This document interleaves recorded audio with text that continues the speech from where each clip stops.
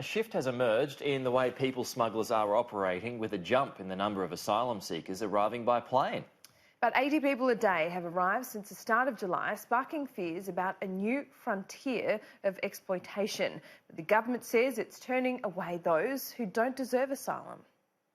With boat arrivals grinding to a halt, the number of asylum seekers arriving by plane is skyrocketing. Over the past 5 years, 95,000 people have claimed asylum after landing in Australia. Last year, there were more than 24,000 applications, and the trend this financial year is likely to blow out to 29,000 claims.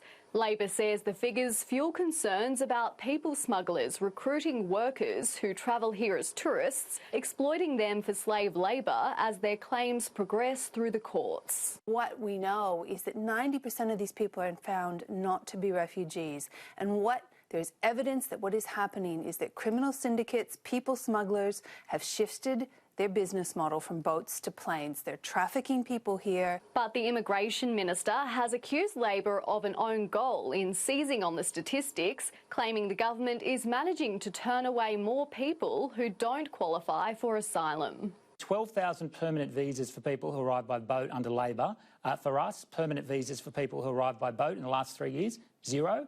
Under Labor, about 6,800 for people who arrived by air. For us, less than 5,000. As the government defends its control of Australia's borders, the UN High Commissioner for Human Rights has hit out at attempts to wind back the Medivac laws, urging politicians not to repeal the system, which speeds up the medical transfer of sick asylum seekers from Nauru and Manus Island.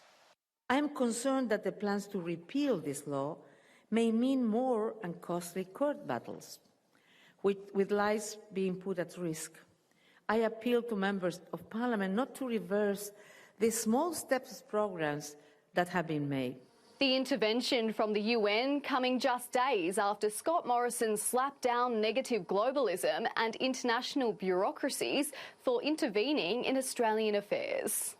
Our interests are not served by isolationism and protectionism, but it also does not serve our national interests when international institutions demand conformity rather than independent cooperation on global issues. The government is close to repealing the laws in the Senate, with Jackie Lambie the deciding vote. But the Tasmanian senator won't make up her mind until she sees the results of a Senate inquiry into the legislation due to report back next Friday.